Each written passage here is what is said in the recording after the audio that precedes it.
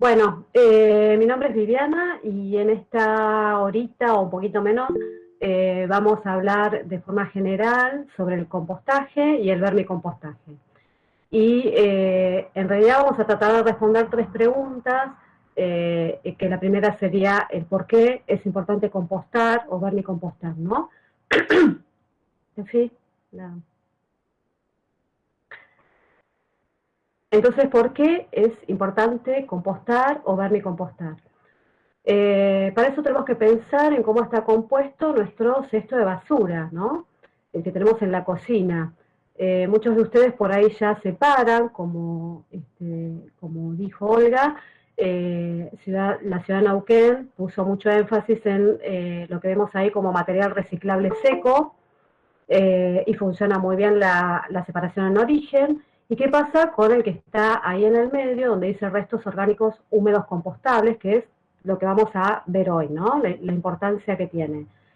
Y por otro lado, los materiales no reciclables húmedos, que es lo que comúnmente llamamos basura, ¿no? Que es aquello que, por un lado, no lo podemos compostar y no le podemos dar un valor, y por otro lado, tampoco lo podemos reciclar. O puede ser todo lo que tenga que ver con origen animal, ¿no? Ya sea en la preparación de las comidas o ya restos de comida de origen animal, como pueden ser los huesos, grasa, eh, como vemos ahí, pañales, todo lo que es de higiene personal, papel higiénico o pañuelos descartables que uno usa, bueno, todo eso que sí o sí va a tener que tener una disposición final. En el caso de la ciudad de Neuquén irá a un relleno sanitario, y en el resto de las provincias y en muchos otros lugares que no cuenta con un relleno sanitario, bueno, todo eso va a un basural o microbasurales o macrobasurales. A nivel nacional, como dice ahí la diapositiva, se estima, es aproximado, que por día se genera un kilo, un poquito más de un kilo de basura por día por persona. Si pensamos un poquito en la población de nuestro país, se estaría generando algo así como 47 millones, es una enormidad, ¿no? 47 millones de kilos de basura por día. Si uno no estuviera separando, como hace la ciudad de Neuquén, los reciclables y ni los orgánicos y eso que llamamos basura. ¿A dónde va a parar todo eso? A un relleno sanitario. Y ese relleno sanitario tiene una capacidad de carga. Entonces es importante empezar a separar también, a darle valor a estos residuos orgánicos. La siguiente. Entonces, eso eran las tres categorías en las que comúnmente los residuos se separan, ¿no? En húmedos, en secos, y en eso que decíamos que era basura. ¿En qué porcentaje lo encontramos aproximadamente en nuestro cesto de basura?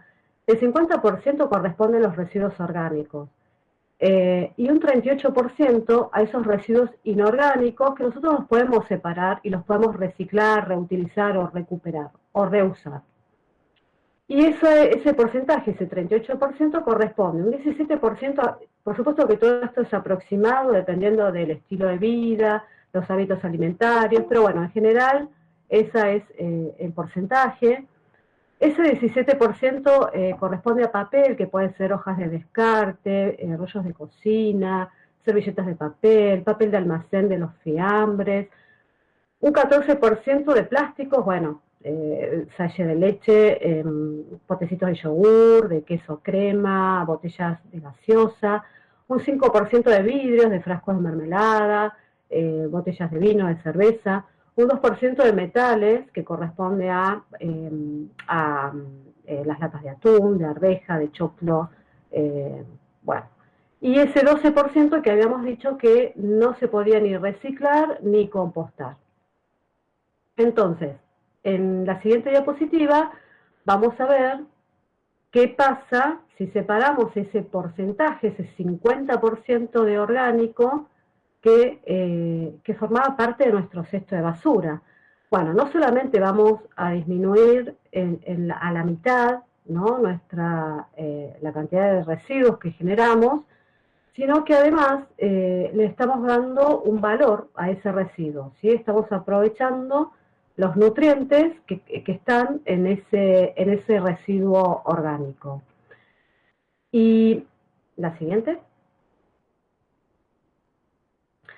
Entonces dice, seamos parte de la solución. ¿Y por qué es esto de seamos parte de la solución? Ahí sería la segunda pregunta que dije al principio, ¿no? El para qué. O sea, ¿para qué vamos a compostar o a vermicompostar? ¿Mm? No solo la siguiente.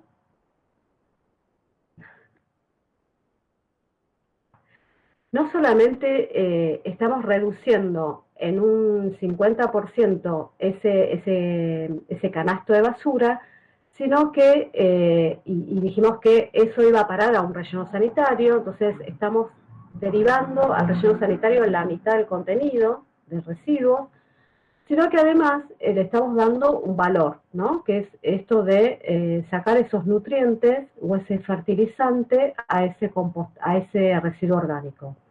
Entonces, por un lado estamos haciendo un ahorro económico porque no vamos a tener que estar comprando ni agroquímicos para poder fertilizar la huerta, el pasto o nuestras plantas. Estamos derivando menos residuos al relleno sanitario, el cual tiene un costo económico. Y ese residuo también es transportado por camiones recolectores de basura, que genera no solamente un gasto económico para el municipio, para cada contribuyente, sino que además hay un costo ambiental, porque desde el camión que pasa por el frente de nuestras casas y que lleva hasta el relleno sanitario, no solamente tiene un gasto económico, sino que en ese trayecto lo que está haciendo es generar emisiones que van a la atmósfera, el cual va a contaminar, está consumiendo algún tipo de combustible de origen fósil, el cual también es contaminante. Entonces, sacando ese 50% de materia orgánica, lo que estamos haciendo es contribuir económicamente y ambientalmente en este caso, a la ciudad de Neuquén. La siguiente, ¿no? Bueno, esto era el para qué, ¿no? ¿Para qué realizar el compostaje? La siguiente, Steffi.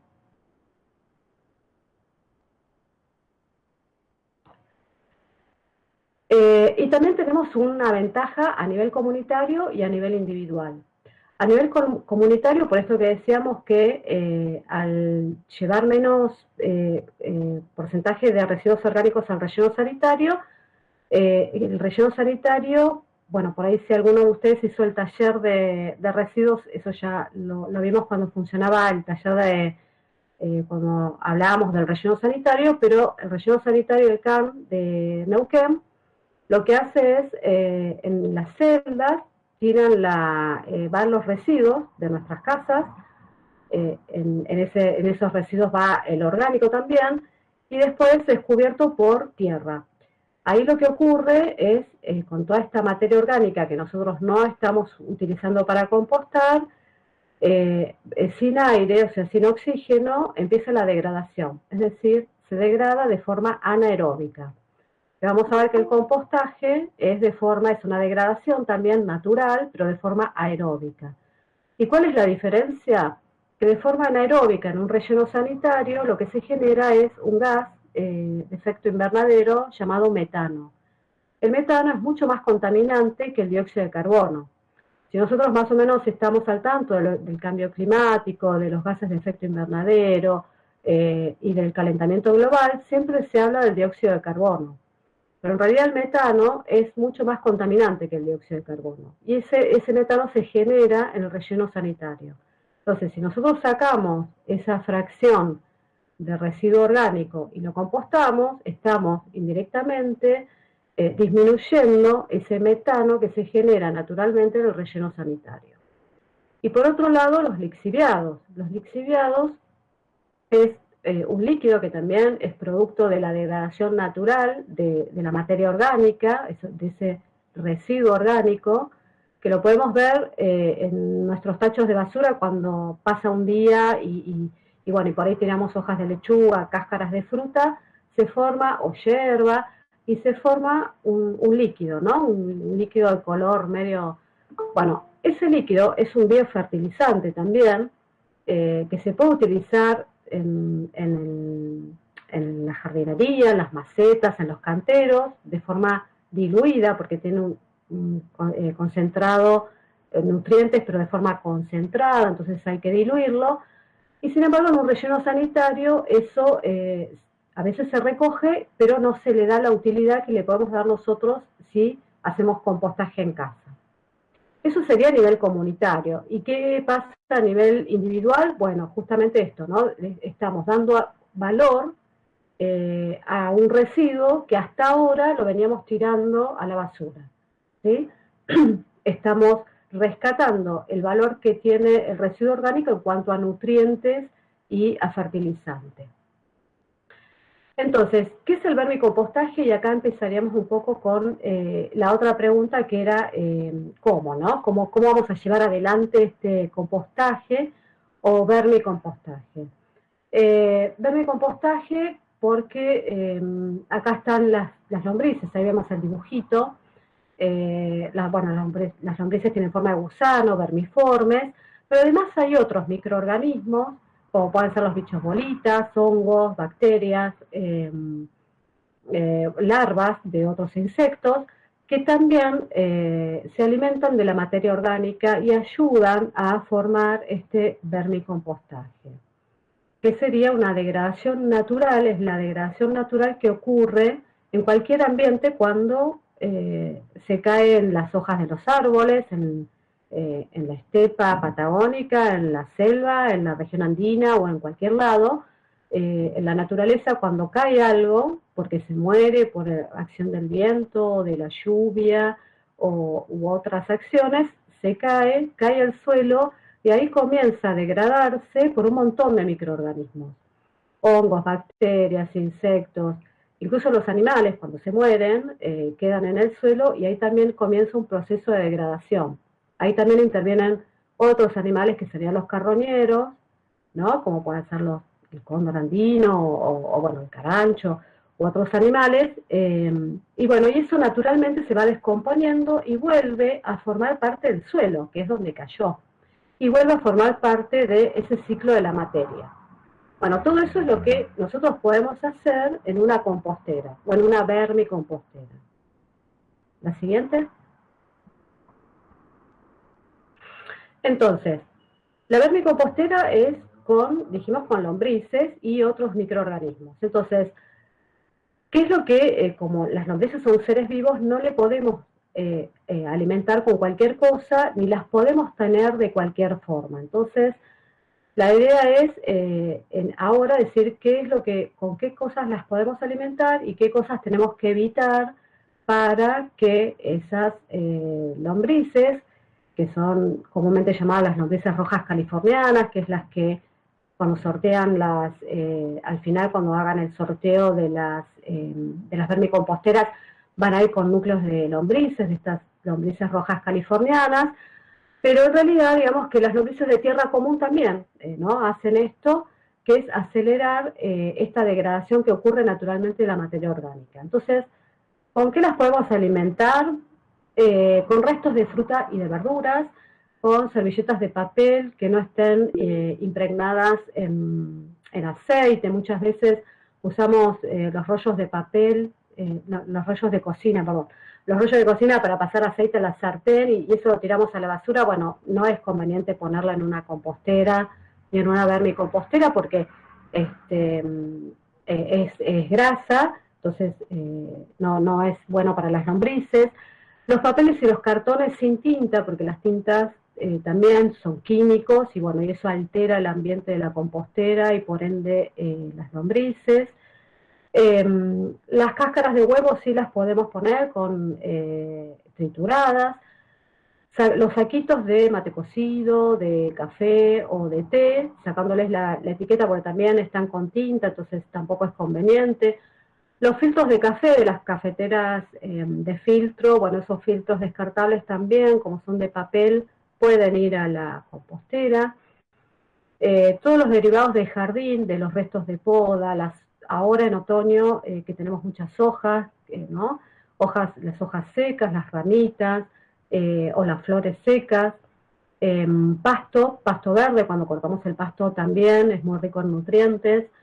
Los fósforos que utilizamos para prender la cocina, escarbadientes usados, eso también, porque es madera y está bueno ponerlo en la compostera.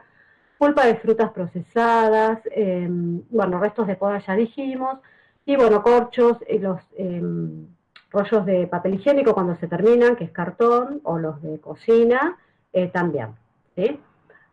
Ahora, ¿qué es lo que no podemos poner o que deberíamos evitar ponerlos en la compostera? Bueno, ¿cómo la, ahí está. Los derivados, todo lo que sea derivado de animal, de origen animal, como dijimos, carnes, huesos, grasas. Los cartones tipo Tetrabric, no, porque además de cartón, tienen, bueno, tinta y tienen ese aluminio y plastificado, entonces no lo podemos poner. Las hojas de revistas o de diarios, bueno, por ahí las hojas de diarios, si no tenemos cómo aportarle carbón a la compostera, carbono, bueno, por ahí usamos el papel de diario, pero en general hay que evitarlo. Las heces de perros o de gatos y las piedritas sanitarias también, no, eso no se puede poner en una compostera, que después en general vamos a usar por ahí para una huerta o para plantas. Las gasas, nada que sea de higiene personal, como dijimos antes, ni gasas de alguna herida, curitas, esas cosas no. Pañales tampoco, los pañuelos que usamos tampoco es conveniente porque tienen virus, bacterias y eso también altera el ambiente de la compostera y en definitiva de las lombrices. Las colillas y las cenizas de cigarrillo tampoco, las cenizas de los asados tampoco es conveniente, o sea, no le aporta nada ni negativo ni positivo, o sea, si queremos echar un poco podemos echar, pero no tirar mucha cantidad. ¿Y de qué forma alimentamos ahora sí a las lombrices? Con todo esto que vimos que le podíamos poner en la vermicompostera, como las lombrices no tienen un aparato masticador, digamos, no tiene dientes, ellas succionan, entonces tenemos que tratar de todo lo que vamos a poner en la compostera, tratar de triturarlo y de cortarlo lo más chiquito posible. Entonces así, por un lado, aceleramos la degradación natural que ocurre con el aire, con la humedad y con la temperatura, y por otro lado favorecemos a que estas aliadas, que son las lombrices, puedan comer, alimentarse y más rápido puedan llegar a fabricar, ¿no? Que ellas no lo saben, bueno, a fabricar este humus o este lombricompuesto para nosotros. ¿Mm? En general, ¿qué hacemos con los cítricos? Es una pregunta que siempre nos hacemos, ¿no? ¿Qué hacemos con los cítricos? Porque los cítricos son muy ácidos. Eso que vemos ahí de pH 3, pH 4, me mide el grado de acidez de algo, ¿no? En este caso me está diciendo que el pomelo tiene un grado de acidez de 3 y, que es una naranja, un grado de acidez de 4. Son frutas muy ácidas, igual que el limón que tenemos arriba. Entonces, si queremos, nosotros consumimos frutas más ahora, por ejemplo, que es época de mandarina, de naranja y de pomelo, y si es una familia que por ahí tiene un hábito alimentario de consumir muchas frutas o muchos limones, bueno, ¿qué podemos hacer? Ahí vemos 4 imágenes en 4 estadios diferentes de degradación del limón, ¿no?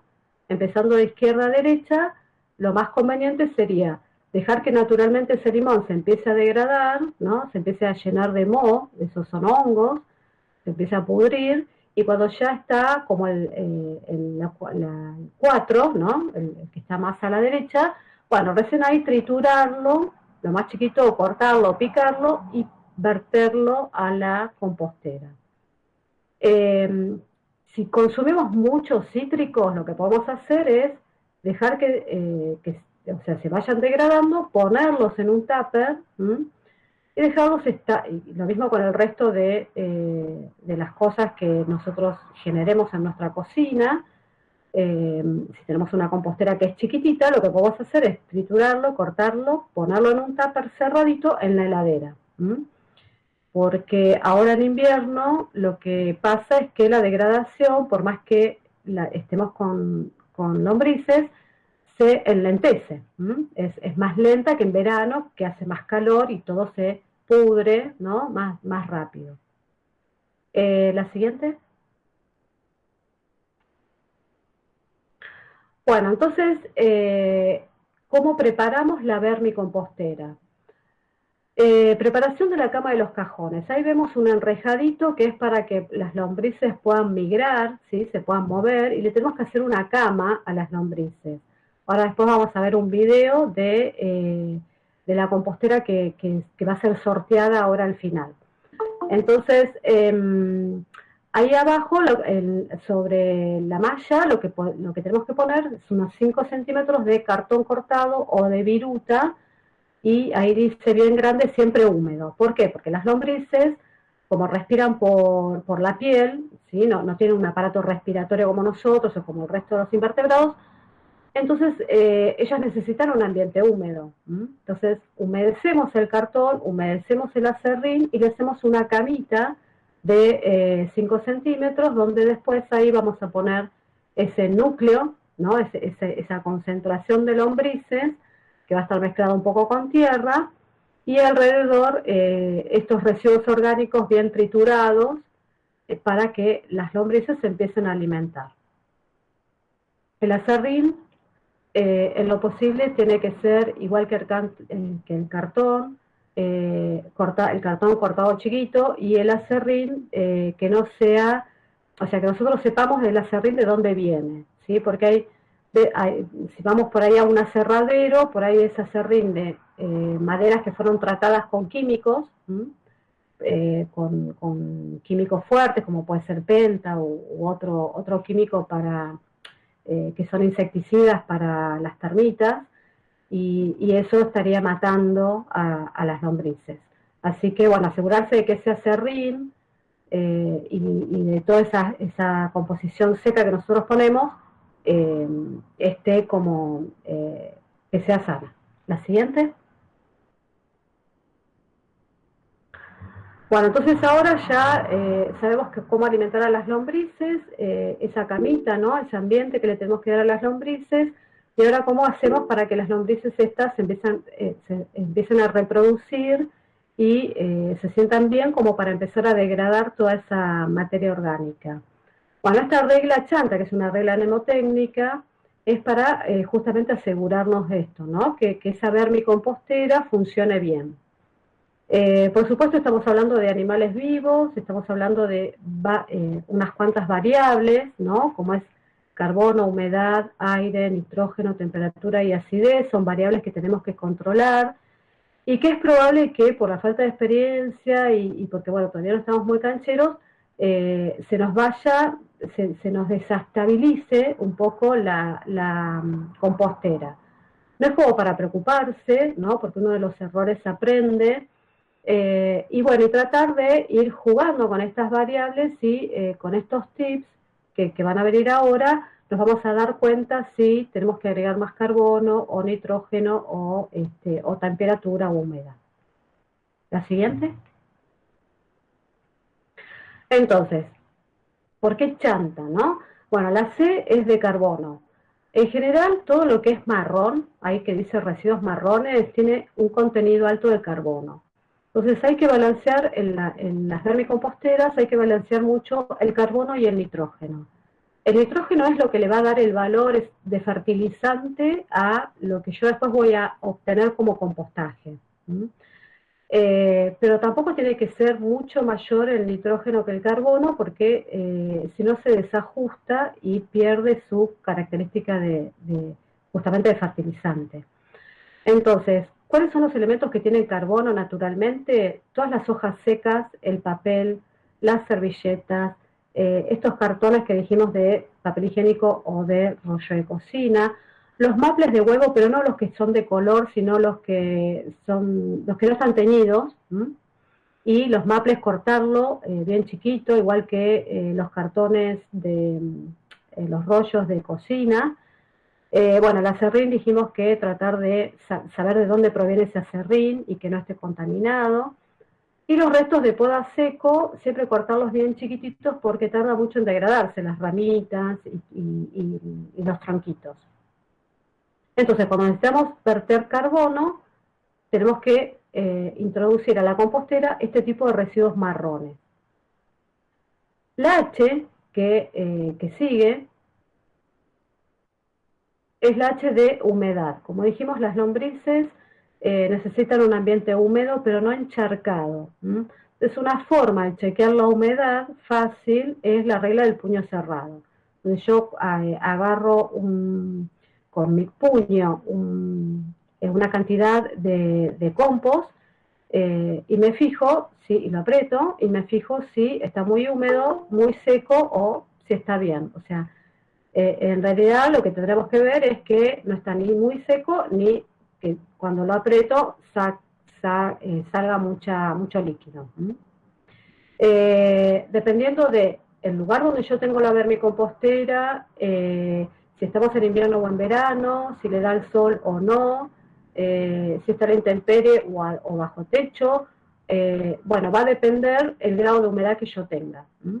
Entonces, si hace falta agua, puedo rociar con un rociador y después airearlo para crear ese hábitat que necesita la lombriz. La siguiente, que es la A es de aire, porque dijimos que el compostaje, a diferencia de lo que ocurre en un relleno sanitario, necesita aire para poder degradarse. Entonces, no puede estar cerrada la compostera herméticamente, porque ahí estaríamos haciendo algo parecido a lo que es un relleno sanitario. Entonces tenemos que asegurarnos de airearla. Cada vez que nosotros abrimos la compostera para echar los residuos, ahí entra aire. Pero además asegurarnos de revolver, cada vez que echamos los residuos, airearlo. Y un tips que está bueno para generar justamente que circule el aire y darle porosidad a todo ese compostaje es utilizar las cáscaras de huevo no trituradas o ramitas. Entonces eso lo que hace es generar esos espacios físicos y esa porosidad y asegurar el aire.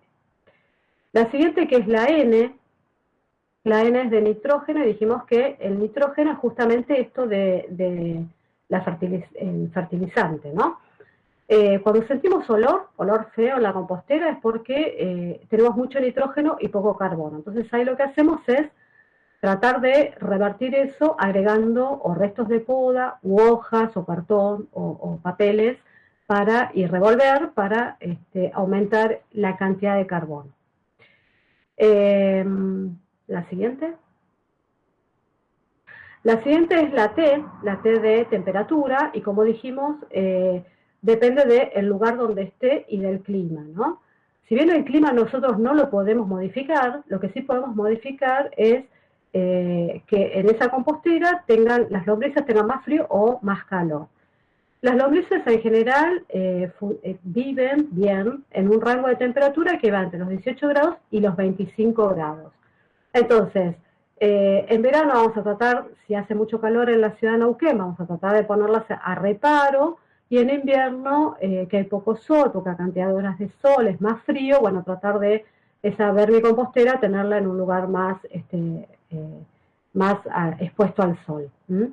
Pero bueno, siempre tratar de resguardarla de la lluvia y de o mucho frío o mucho calor. Y por último, la A, que es la de acidez. También las lombrices, como dijimos, no les gusta un ambiente ácido. Entonces, es difícil en una vermicompostera revertir la acidez. Entonces, vamos a optar por tirar cosas cítricas lo menos posible. Por supuesto que esto también tiene que ver con el tamaño de la compostera. No es lo mismo una vermicompostera chiquita donde un limón ocupa, no sé, un porcentaje alto de ese espacio, a si tenemos una compostera grande donde un limón es insignificante con respecto al volumen, ¿no? Pero bueno, en general, respetar, acordarnos de eso, de no tirar ni cebollas, ni tomates, ni el café o la yerba, que son cosas muy ácidas, tirar todos los días, ¿sí? Tratar de, si generamos mucho, guardarlo y que se descomponga lo más posible, porque ahí la acidez va perdiendo. Ese limón no es lo mismo recién exprimido que si lo dejamos un tiempo para que se pudra o se degrade, el grado de acidez ya es distinto, ¿sí? No es tan ácido. La siguiente. Bueno, esta es la compostera que se va a sortear ahora al final. Bueno, esas son las características y ahora lo vamos a ver en el videito, ¿no? Estefi. Sí, ahí vamos a hablar un poco el funcionamiento de esta vermicompostera. Avísenme si lo escuchan bien. Hola promotores ambientales, a través de este video les vamos a explicar cómo utilizar la vermicompostera. Arrancan en el primer cajón, que va a estar seguido de la tapa. En este primer cajón van a poner una cama de lombriz, el núcleo en el medio, el núcleo con las lombrices en el medio, y alrededor de ese núcleo todos los desechos orgánicos cortados lo más chiquito posible. Recomendamos triturados. Una vez que este cajón se llena a tope, digamos que ya no entra más nada, agarran este cajón y lo pasan a la segunda posición, ¿sí? Así. Lo pasan a la segunda posición. Y repiten el procedimiento con este cajón, que es en este caso el número 2, que va a estar seguido de la tapa. Nuevamente colocan la cama de lombriz, colocan el núcleo, que lo pueden tomar lombrices del primer cajón, colocan el núcleo y comienzan con el llenado con los residuos. También se llena a tope, recomendamos que se llene a tope para que pueda el residuo apoyarse sobre la red. Y una vez que este cajón está lleno a tope, así tal cual como está, va a pasar este cajón, el último que está vacío, para arriba. Entonces esto quedaría así. Este cajón viene para acá arriba, que ya es el último que está vacío, como les dije, y se ubican así arriba de la base. Y repetimos el proceso. Cama de lombriz, núcleo y llenado de residuos a tope. Y en el mientras, el proceso va a continuar y en este cajón van a poder recolectar el humus de lombriz que puede ir cayendo en la base, o pueden utilizar este cajón como zaranda.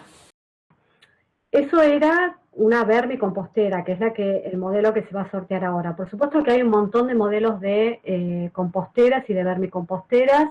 Ahí vemos algunas. Incluso se pueden hacer pozos en el piso o tipo corralitos, como vemos ahí arriba a la izquierda, o utilizar estos cestos o tachos de pintura, ¿no? Como la que vimos recién, pero con tachos de pintura, y esos son muy piolas para los lugares chiquitos, ¿no? Para departamentos o para cuando no tenemos un jardín o un fondo muy grande. Bueno, este tipo de composteras es el adecuado, digamos. Bueno, ahora le voy a dar paso a Alfonso de Agricultura Urbana.